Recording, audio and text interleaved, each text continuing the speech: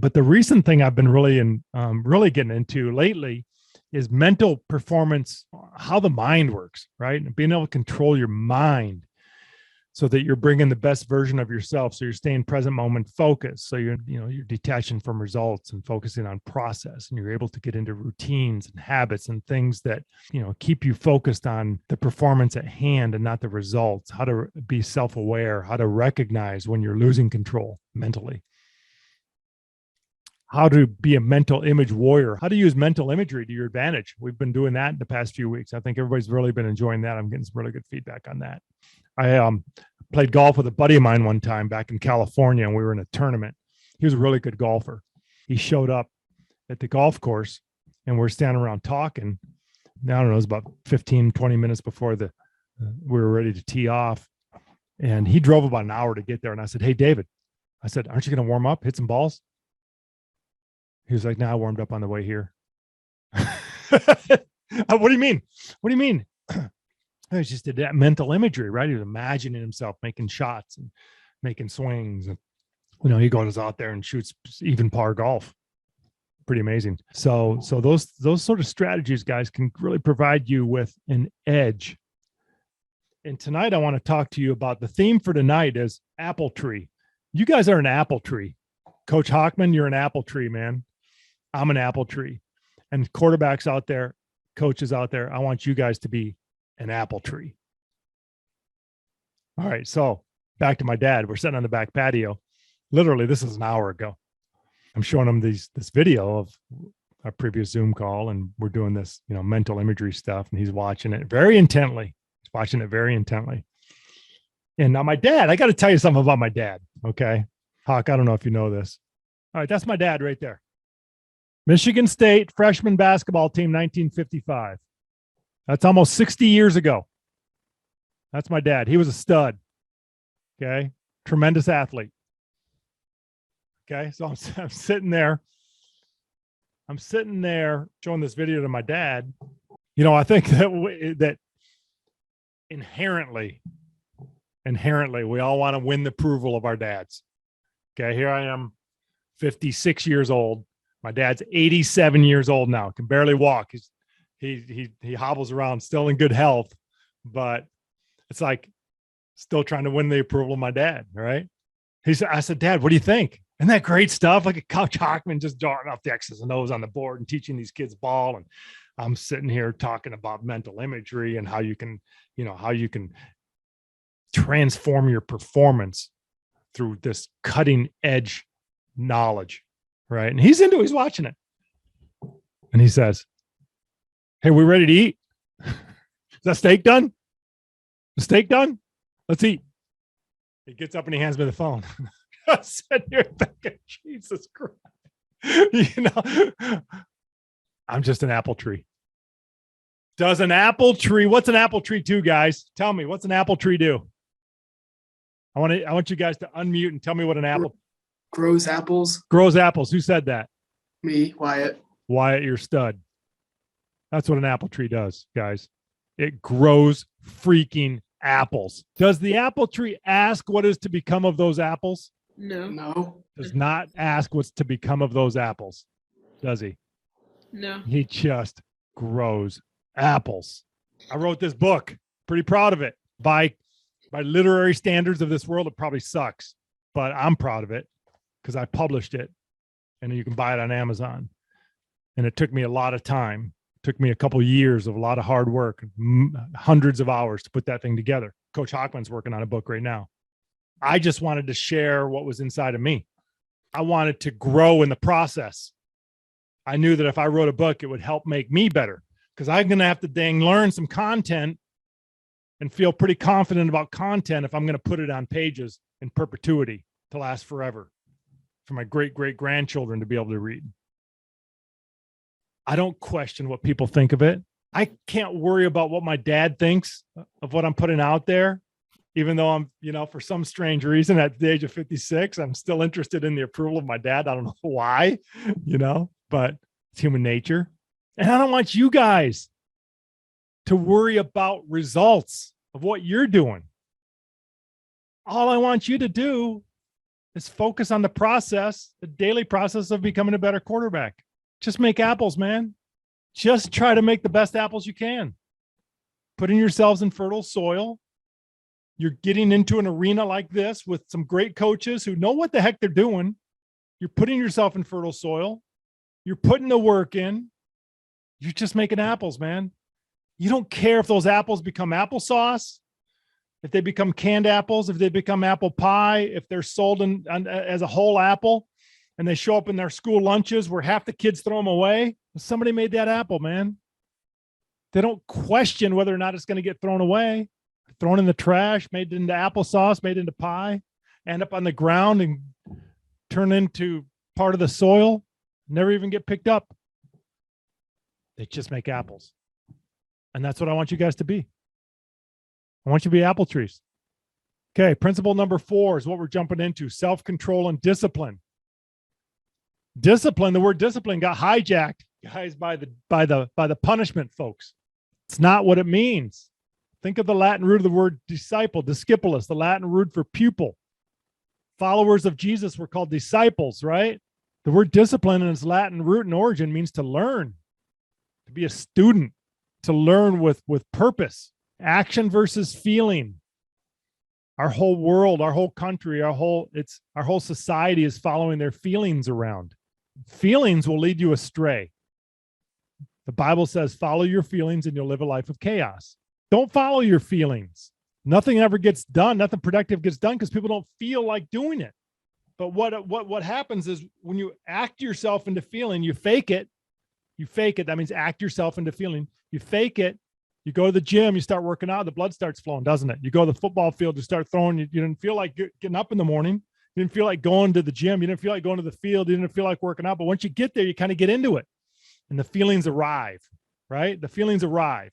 So how you feel is completely irrelevant. We talked about strategies for control, self-control and discipline. We talked about recognizing when you're losing control, having a system in place. I went to watch AAA baseball last night. I went to watch a former quarterback of ours at Bowling Green. His son is a AAA pitcher for the Charlotte Knights, and they played the Durham Bulls. So we went and watched. I'm watching a pitcher, a different one, and man, he was losing control. He was getting shelled, and I was watching him really closely, and I noticed he didn't have a routine. He didn't have a strategy for slowing himself down. He wasn't stepping off the mound, taking his glove off, doing some breathing exercises. He looked like a mess out there. This guy's a AAA baseball player, has no idea how to control himself when he's losing control. And get refocused, get back into the present moment. It was very interesting to watch that. So process over outcome. Ask a little leaguer, ask a little flag football player, a soccer kid. Fourth grade, comes home. How'd you do? Oh, we lost. Oh, we won. No, that's not what I asked you. He's telling us that he or she is telling us their outcome. They're not focused on their process. It could have gone great, yet they still lost. Yeah, I had a lot of fun. I got better. My team really came together today. We lost to a really good team, but I played well. I'm really proud of myself. We worked hard. Process is what you need to focus on. Producing apples. But guys, if you can do that, you need to trust something. This is what your success will look like. Okay, this is my son, Marcus, 5 years ago. He got his private pilot's license 5 years ago. He could fly these little small airplanes. He had a license to do it, and he loved it. And he stayed with it, and he started building hours in the air, and he started getting more certifications and got his twin engine rating, and then he got his instrument rating. That's where they literally, guys, they put a hood on you so you can't see out the window. They call it hood time. You go up and you build hood time. You can't see out the friggin' window. Only thing you can see is the instruments, and you have to learn how to fly a plane by the instruments only. Pretty interesting, isn't it?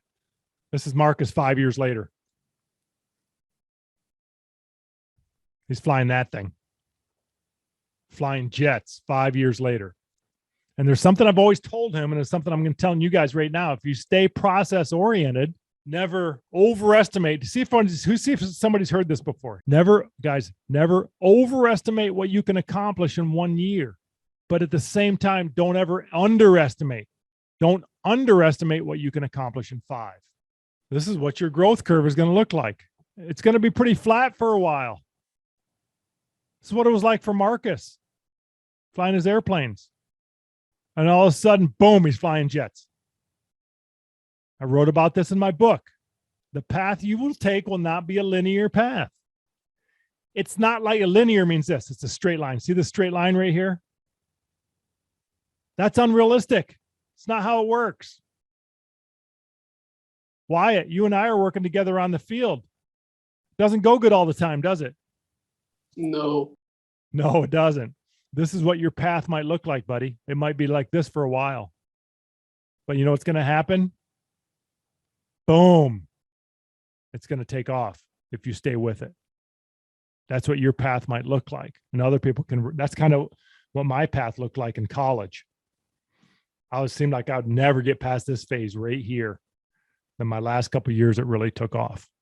Okay, because when people fall short of their goals, it's not because they have unrealistic goals. Sometimes they just have unrealistic timelines. Sometimes they just think they're going to be more successful sooner.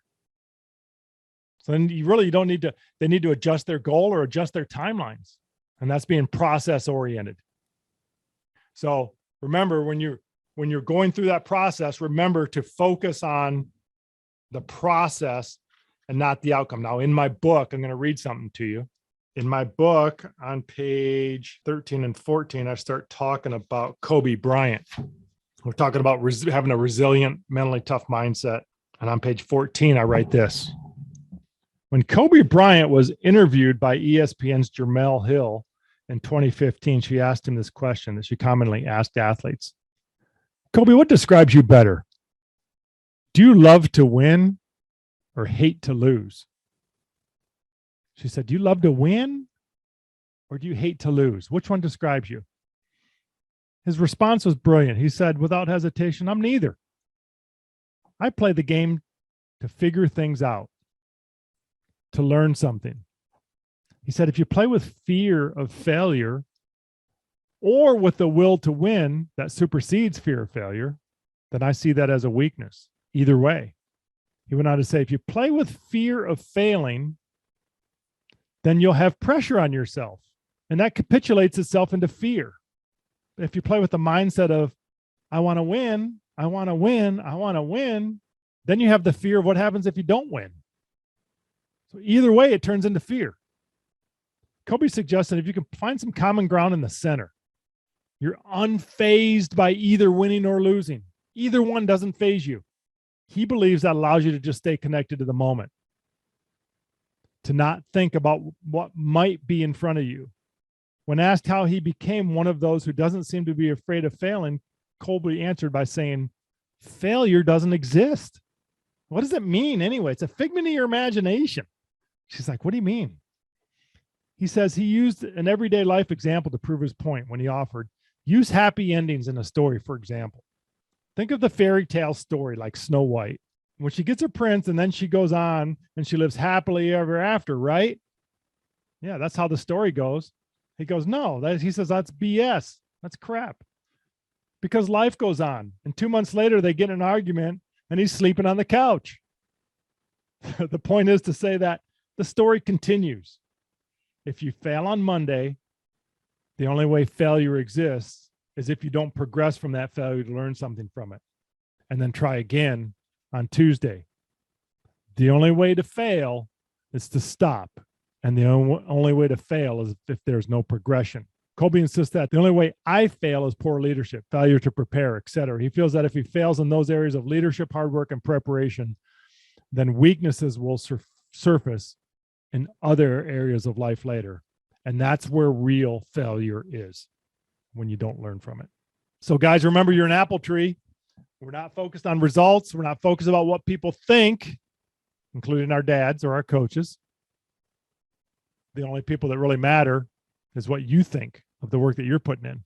So I hope you remember that, guys. Be an apple tree.